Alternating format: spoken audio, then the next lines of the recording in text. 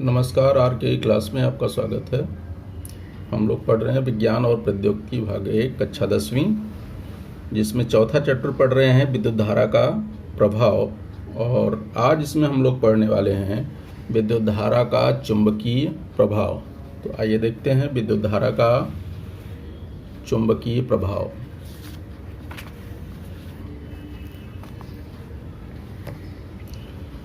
विद्युत धारा के चुंबकीय प्रभाव के बारे में हम लोग पिछली बार चुंबक का अध्ययन कर चुके हैं, यानी पिछली कक्षा में चुंबक का अध्ययन किया है। वहाँ पर हम लोगों ने चुंबकीय बल रेखाओं का अर्थ समझा और चुंबक के प्रकार देखे कि चुंबक कितने तरह के होते हैं।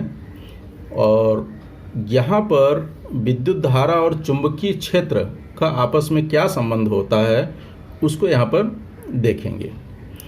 तो सबसे पहले आइए एक यहाँ पे प्रयोग है, उसे देखते हैं। ये देखिए, जैसा यहाँ आपकी पाठ्य पुस्तक में दिया गया है आकृति, इसमें क्या लिया है कि हमको देखना है कि जब विद्युत धारा में, अभी हमने क्या पढ़ा इसके पहले कि किसी तार में जब विद्युत धारा प्रवाहित करते हैं तो वहाँ पर उसमें ऊर्जा का निर्माण होता है। और यहाँ पर हम देख रहे हैं कि अगर किसी तार में विद्युत धारा प्रवाहित करते हैं तो उस समय चुंबकत्व के ऊपर क्या प्रभाव पड़ता है। तो इसके लिए क्या करना है कि एक जो है तार लेंगे, थोड़ा मोटा तार होना चाहिए, जो संयोजक तार होते हैं उसकी अपेक्षा थोड़ा मोटा तार लेंगे और उसके किसी आलम्ब के सहारे इसको जो है खड़ा कर देंगे। जैसे कि क्या करना है, एक मोटा तार लेना है,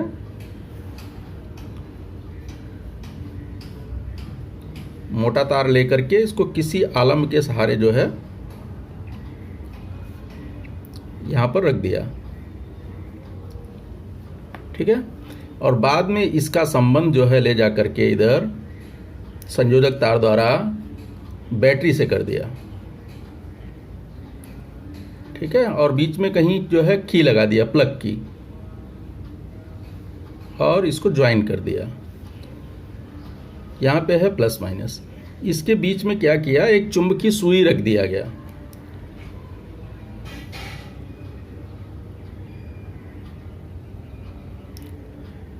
चुंबकीय सुई के बारे में हम लोग पिछले कक्षा में पढ़ चुके हैं। पिछली कक्षा में चुंबकीय सुई के बारे में क्या देखा कि यह एक दिशा दर्शक यंत्र होता है जो हमेशा दिशा की जानकारी देता है। इसका एक सिरा जो है नॉर्थ बताता है और दूसरा सिरा साउथ रहता है। जब भी कहीं इसको रख देंगे स्वतंत्रतापूर्वक कहीं भी, तो यह जो है दक्षिणोत्तर दिशा में स्थिर हो जाता है। इसी तरह से आप लोगों ने वहाँ पर पट्टी चुंबक देखा होगा। पट्टी चुंबक का प्रयोग करके देखा है कि जब किसी पट्टी चुंबक को, जैसे इस तरह का पट्टी चुंबक है, उसको किसी रस्सी से बांधकर अगर स्वतंत्रतापूर्वक छोड़ दिया जाए तो वो क्या होता है, दक्षिणोत्तर दिशा में स्थिर होता है। मतलब उसका एक सिरा उत्तर जाता है और एक सिरा दक्षिण। तो जो उत्तरी सिरा होता है उसको कहते हैं नॉर्थ पोल, और जो दक्षिण की तरफ होता है उसको कहते हैं साउथ पोल। उसी तरह से चुंबकीय सुई में भी नॉर्थ और साउथ होता है, जैसा कि आपकी आकृति में यहाँ पे दिखाया गया है। एक तरफ जो है साउथ है, एक तरफ नॉर्थ है। तो उसी तरह से यहाँ पर एक तरफ नॉर्थ कर देंगे और एक तरफ जो है साउथ कर देंगे। अब क्या करना है कि यहाँ पर प्लग की लगाएंगे। ये ओपन था, अभी इसको क्लोज कर रहे हैं। इसमें कुंजी लगाएंगे तो क्लोज हो जाएगा। अभी तक कुंजी नहीं लगाए थे तो खुला हुआ था। अब जब जैसे ही विद्युत धारा इसमें प्रवाहित करेंगे तो यहाँ से विद्युत धारा हम जानते हैं एक्चुअल में बहते हैं इलेक्ट्रॉन या आवेश का स्थानांतरण होता है, लेकिन उसको बताया जाता है कि विद्युत धारा बह रही है। तो ये प्लस सिरे से इधर विद्युत धारा बहनी शुरू होगी। तो जैसे इधर आएगी विद्युत धारा, ज्यों ही लगाया तो तुरंत विद्युत धारा का प्रवाह चालू हो जाएगा। विद्युत धारा का प्रवाह होते ही इसमें विक्षेप दिखाई देता है। ये सिरा जो चुंबकीय सुई है ये विक्षेपित हो जाती है, अपने स्थान से थोड़ा सा बदल जाती है। तो इसमें होता क्या है कि जब ये विद्युत धारा इधर जा रही है तो चुंबकीय सुई विक्षेपित होती है। जैसा यहाँ आकृति में देख रहे हैं, ये चुंबकीय सुई क्या है, विक्षेपित हुई है इस तरफ। ये सिरा जब विद्युत धारा इधर से इधर जा रही थी, ये सिरा इस तरफ जा रहा है, यानी वेस्ट साइड में। अभी ये उत्तर दिशा में था, अभी ये किधर गया, पश्चिम दिशा में मुड़ जाती है। तो ये चुंबकीय सुई में परिवर्तन क्यों हुआ, इसका हम अध्ययन करेंगे। अब हम जानते हैं ये चुंबकीय सुई है और ये विक्षेपित तभी होगी, हमेशा ये नॉर्थ और साउथ में स्थिर रहेगी। इसके अलावा इसका दिशा तभी बदलेगा कि जब दिशा बदलेगी, और चूंकि यहाँ हम दिशा नहीं बदल रहे हैं, दिशा एक ही है, कांस्टेंट है, तार है, सब कुछ है, लेकिन फिर भी ये सुई विक्षेपित हो रही है। इसका मतलब निश्चित ही इसके पास चुंबकीय क्षेत्र का निर्माण हुआ होगा, क्योंकि ये विक्षेपित कब होगी, या तो चुंबकीय क्षेत्र में विक्षेपित होगी या फिर दिशा बदलने पर होगी। तो यहाँ पर हम दिशा नहीं बदल रहे हैं, तो इसका मतलब यहाँ पर चुंबकीय क्षेत्र का निर्माण हुआ होगा। अभी तक तो ये विक्षेपित नहीं हो रही थी, जैसे ही कुंजीयान किया ये जो है विक्षेपित होना शुरू हो गई। इसका मतलब इस तार में से जब विद्युत धारा का प्रवाह हुआ उस समय ये चुंबकीय सुई विक्षेपित हो रही है, अर्थात यहाँ पर चुंबकीय क्षेत्र का निर्माण हुआ होगा। तो चुंबकीय क्षेत्र का निर्माण किसके कारण हुआ? विद्युत धारा के कारण। तो अब इसके बाद हम क्या करते हैं, इसको देखने के लिए इस कुंजी को फिर से ऑफ कर देते हैं, तो खोल देते हैं, यहाँ से प्लग की को निकाल लेते हैं। जैसे ही प्लग की को निकालते हैं ये फिर से अपनी उसी पूर्व अवस्था में आकर स्थिर हो जाता है, यानी दक्षिणोत्तर दिशा में स्थिर हो जाता है। कहने का मतलब जब तक विद्युत धारा की सप्लाई होगी, विद्युत धारा का प्रवाह होगा, तब तक ये विक्षेपित होती है। जैसे विद्युत धारा का प्रवाह बंद होगा इसका विक्षेप जो है शून्य हो जाता है। अब इसको क्या करते हैं, दोबारा इसी प्रयोग को बदल करके देखते हैं। जैसे यहाँ पे देखिए, देखा कि इसके बाद अभी तक था जो है प्लस सिरा इस तरफ था, अभी बैटरी के सिरे को बदल दिए, माइनस सिरा इस तरफ कर दिया, प्लस सिरा इस तरफ कर दिया। तो विद्युत धारा जो इस तरफ से बह रही थी अभी वो क्या बह रही, इस तरफ से बहेगी, और जैसे ही इस तरफ से बहना शुरू होती है इसका विक्षेप की दिशा बदल जाती है। वहाँ पर भी विक्षेपित हो रही थी, मतलब चुंबकत्व का निर्माण हुआ, यहाँ पर चुंबकीय क्षेत्र का निर्माण हुआ, और यहाँ पर भी चुंबकीय क्षेत्र का निर्माण हो रहा है, लेकिन दोनों में अंतर है। यहाँ पर चुंबकीय क्षेत्र की दिशा कुछ और बता रही है और यहाँ पर चुंबकीय क्षेत्र की दिशा कुछ और बता रही है। अब देख रहे हैं ये इस तरफ जो है मूव हो रहा है, विक्षेपण कोण इसका क्या होगा, नॉर्थ से ईस्ट की तरफ हो गया, और यहाँ पर क्या था, नॉर्थ से वेस्ट की तरफ था। ठीक है, तो इस निष्कर्ष पर हम पहुँचते हैं ऐसा प्रयोग करने के पश्चात कि जब किसी तार में विद्युत धारा प्रवाहित की जाती है तो वहाँ चुंबकीय क्षेत्र का निर्माण होता है। ठीक है, अब चुंबकीय क्षेत्र का ये जो निर्माण हुआ, इससे आगे देखिए, इस प्रयोग द्वारा हमने सीखा क्या?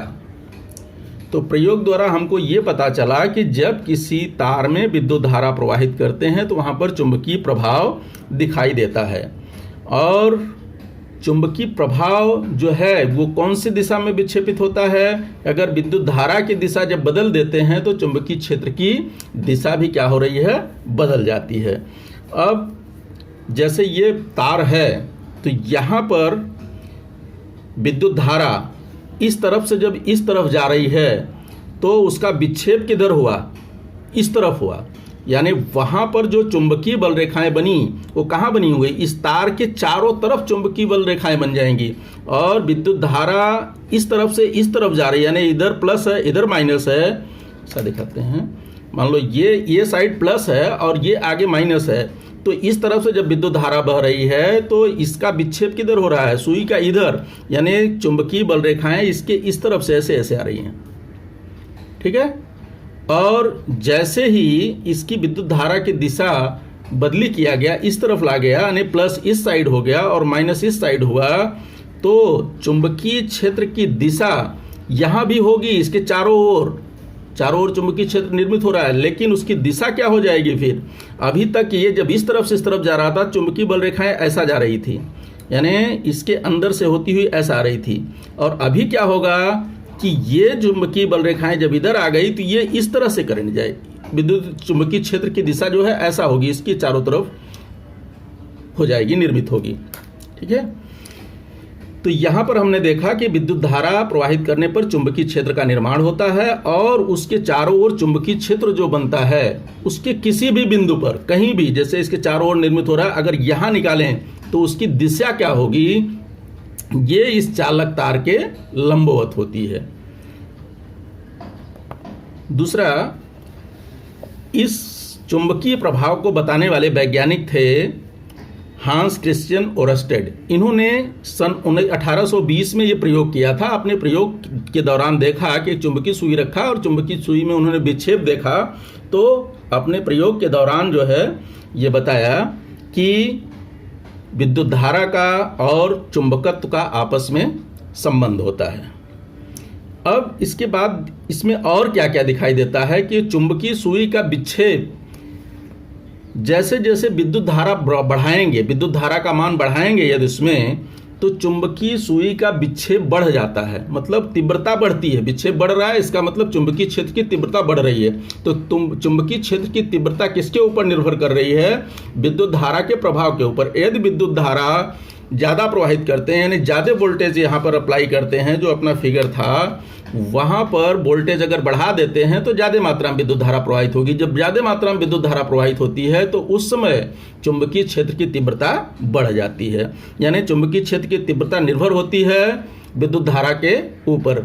दूसरा क्या है कि जैसे जैसे चुंबकीय क्षेत्र चुंबकीय सुई को उस तार से दूर ले जाते हैं, जैसा ये अभी हम प्रयोग देख रहे थे कि यदि ये चुंबकीय सुई को हम इस तार से दूर हटाते हैं तो इसका विक्षेप कोण घटता जाता है। पहले जितना विक्षेपित होता है, जितना अंश, मान लो पहले 90 अंश विक्षेपित होता था, तो बाद में थोड़ा सा जैसे जैसे दूरी बढ़ाए जाएंगे इसका विक्षेप कोण जो है घटता जाता है।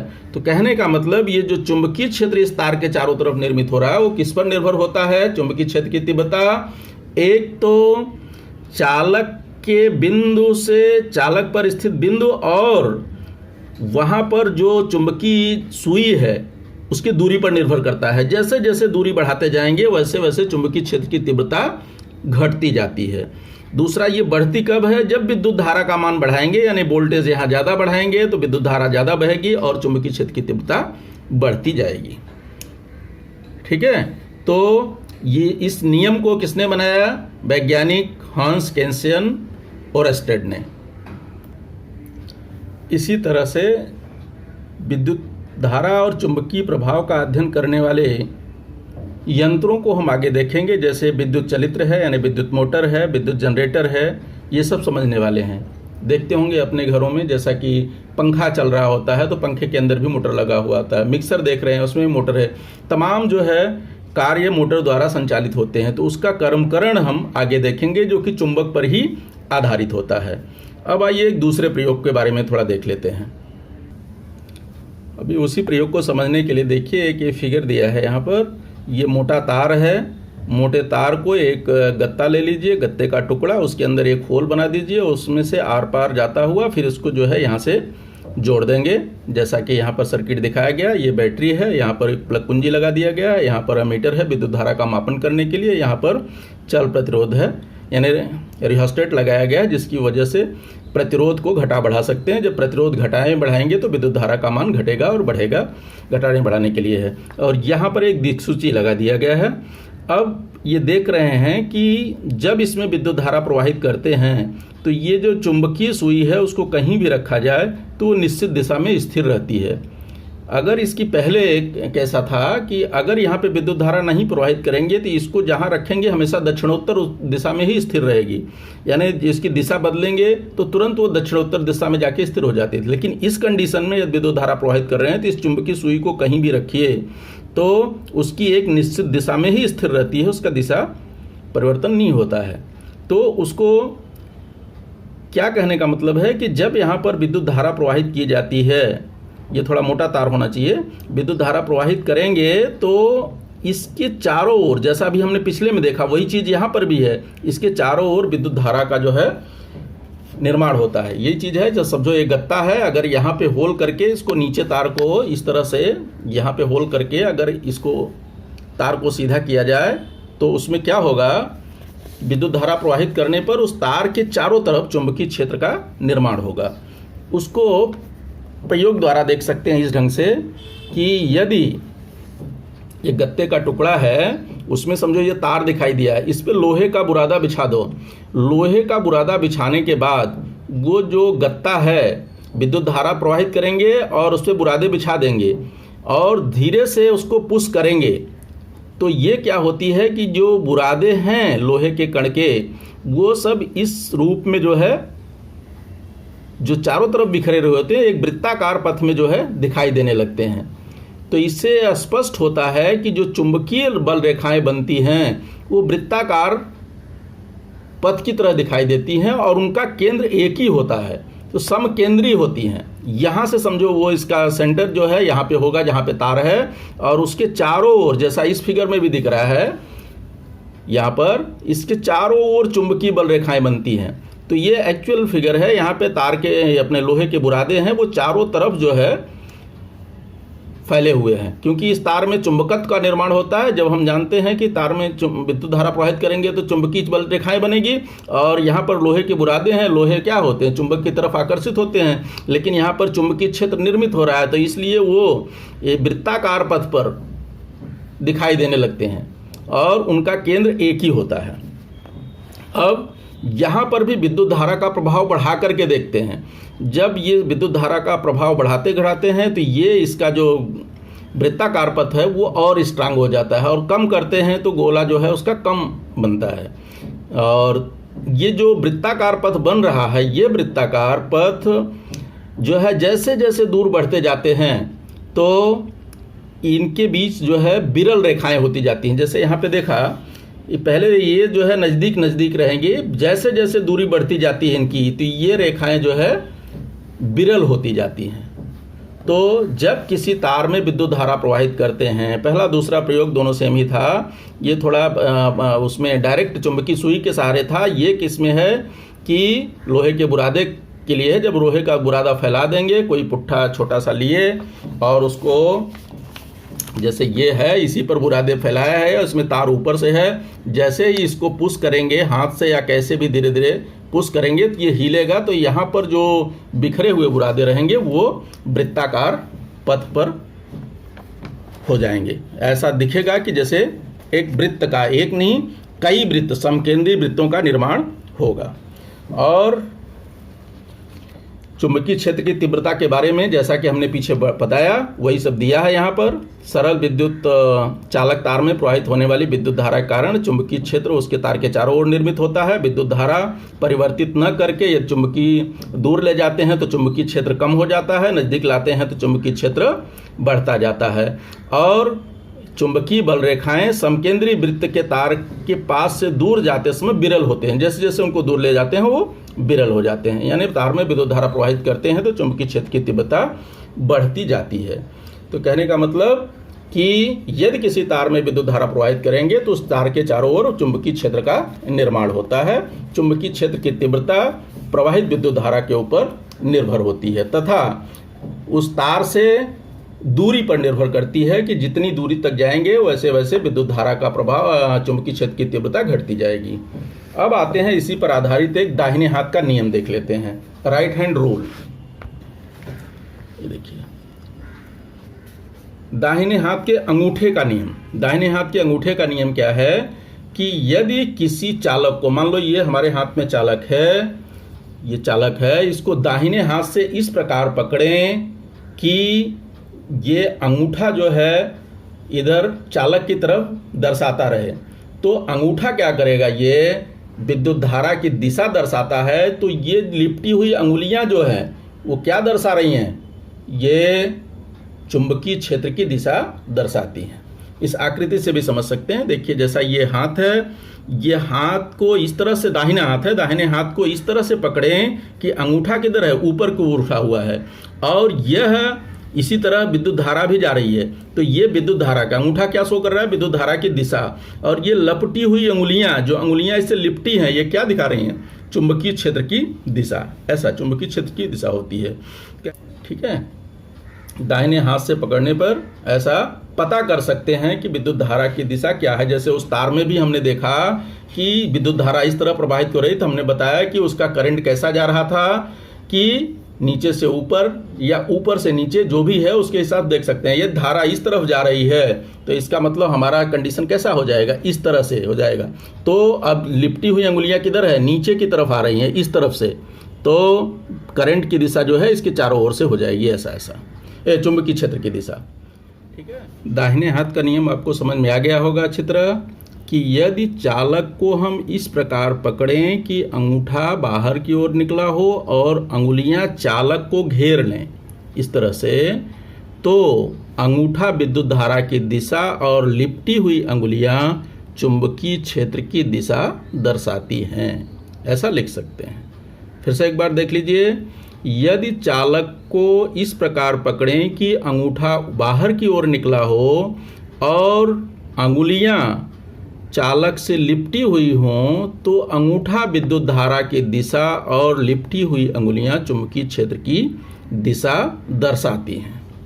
इसके बाद देखेंगे तो नीचे थोड़ा दिया है, दाहिने हाथ के अंगूठे के नियम को मैक्सवेल का कार्क स्क्रू नियम भी कहते हैं। कार्क स्क्रू नियम क्या कि कार्क स्क्रू नियम के आधार पर ही दाहिने हाथ के अंगूठे का नियम भी कार्य करता है। कार्क स्क्रू नियम क्या होता है, जैसे कार्क स्क्रू है, अगर किसी दीवार में या कहीं ज़मीन में या टेबल में धंसा रहे हैं, तो यदि स्क्रू जो होता है, जैसे ये स्क्रू है, तो ये स्क्रू का जो नुकीला सिरा धुस रहा है, तो यानी इस दिशा में, यानी जो ये दिशा इसकी दिख रही है, ये दिशा इसकी अगर विद्युत धारा की दिशा है, तो यहाँ पकड़ करके स्क्रू ड्राइवर से घुमाएंगे या हाथ से घुमाएंगे, तो ये जिस तरफ मूव करेगा वो चुंबकीय क्षेत्र की दिशा दर्शाती है। तो सेम उसी टाइप का है कि अगर जैसे देखिए ये इधर इधर रख देता हूँ, तो यहाँ पर अगर ये इस तरफ धंस रहा है, इस तरफ इसको धंसाया जा रहा है, तो ये मूव कैसा करेगा, ऐसा, जिस तरह से अंगुलियाँ लिपटी हुई इस तरह से, ये इधर से मूव करेगा, ऐसा, ये इस तरफ से मूव करता है, इस टाइप से, तो इधर इधर मूव करेगा। तो मूव करते समय क्या होता है कि ये उसी दिशा में जाता है। तो यहाँ पर स्क्रू की दिशा जो होती है, जिस तरफ वो घुस रहा है, वो विद्युत धारा की दिशा हो, तो जिस तरफ हमारा अंगूठा पकड़ने पर घूम रहा है, उस तरफ चुंबकीय क्षेत्र की दिशा होती है। यही जो है कार्क स्क्रू नियम है।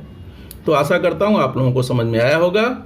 तो आज इतना ही, फिर अगला नेक्स्ट वीडियो में। धन्यवाद।